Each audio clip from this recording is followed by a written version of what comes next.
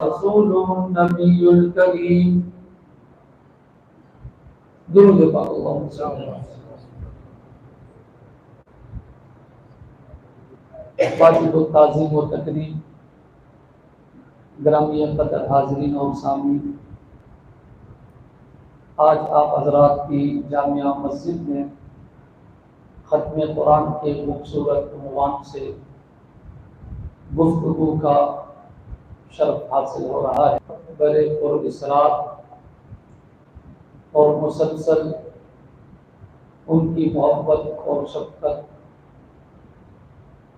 کا مشکور ہوں کہ جنہوں نے پھر آپ حضرات سے مجھے ملاقات کا موقع عنایت فرمایا۔ میں بھی چاہوں گا کہ آپ حضرات کا زیادہ وقت بغیر آپ کی توجہ جس قدر ہو اس مناسبت سے آپ سے گفتگو کروں۔ انشاءاللہ امید ہے آپ حضرات میری گزارشات پر توجہ کے ساتھ اور مجھے داد تحسین سبحان اللہ ماشاءاللہ الحمدللہ کے ساتھ دو گے تاکہ میں سمجھ سکوں میری گفتگو آپ کے کوش گزار بڑے احسن انداز سے ہو رہی ہے اور آپ کے دل و دماغ پر اثر کر رہی ہے۔ کیونکہ کل سندھ کا سفر تھا تو سندھ کے سفر کی وجہ سے ٹٹولیا وہاں گرمی بھی بہت تھی، تو بیان کے دوران ہی بلڈ پریشر انتہائی کم اور آدھے بیان میں مجھے پھر بیٹھنا پڑا ممبر پر۔ ویسے عادت نہیں ہے بیٹھ کر بیان کرنے کی، لیکن بہرحال پھر وہاں اللہ کا شکر ہے مجمعی کے اندر ایک ڈاکٹر صاحب تھے، تو مجمعی میں میری ٹریٹمنٹ شروع ہو گئی۔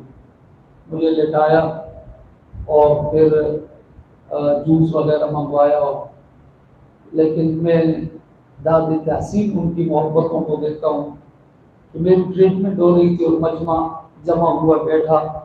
5-10 منٹ کے بعد جب اندھیرا ختم ہوا مجھے احساس ہوا، تو پھر دوبارہ میں نے گفتگو کا انداز وہیں سے شروع کیا، اور اللہ ان کی محبتوں کو سلامت رکھے۔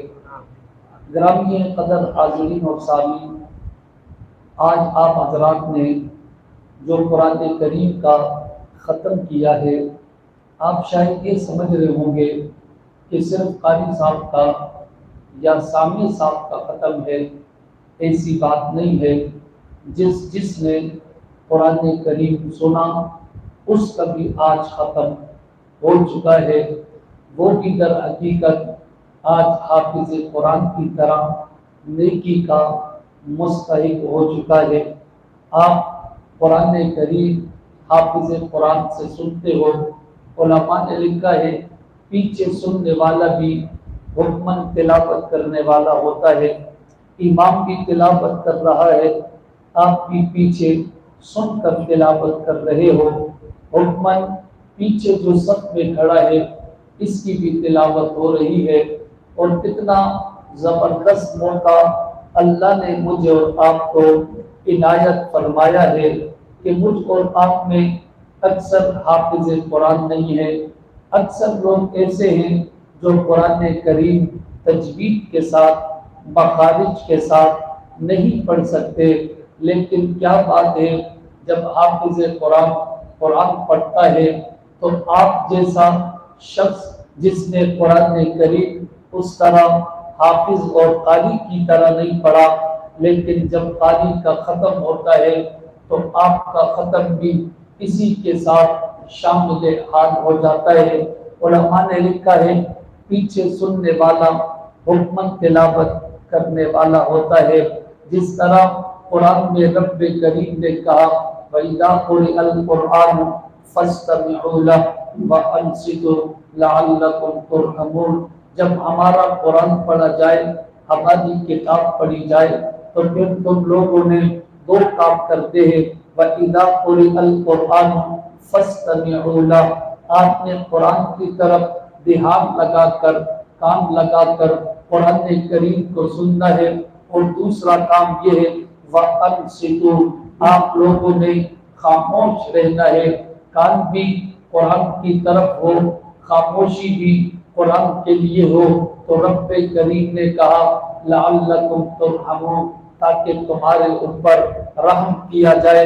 ہماری کتاب سنو گے، ہماری کتاب کی طرف توجہ کرو گے تو ہم تم پر رحم کریں گے۔ یہ سننے سنانے کا انداز اور طریقہ نیا بھی نہیں ہے، بلکہ کائنات کے وجود سے پہلے پاک پیغمبر نے کہا 1000 سال پہلے رب العالمین نے قرآن، یاسین و طٰہٰ، رب کریم نے سورہ یاسین کی تلاوت کی، سورہ طٰہٰ کی تلاوت کی۔ تلاوت کرنے والا رب کریم ہے اور سننے والے پاک فرشتے ہیں۔ پاک فرشتوں نے اللہ کا کلام سنا، پاک فرشتوں نے جب رب کا قرآن سنا، انہوں نے کہا مبارک ہے وہ امت جو یہ قرآن سنے، مبارک ہے وہ امت جن کے دلوں میں یہ قرآن ہو، مبارک ہے وہ امت اس کتاب کو۔ تو اتنی برکت کی بات ہے کہ ابھی کائنات نہیں ہے، ابھی آپ کا میرا وجود نہیں ہے، زمین و آسمان کا وجود نہیں ہے، قرآن کے پڑھنے سننے والے کے لیے اللہ کے پاک فرشتے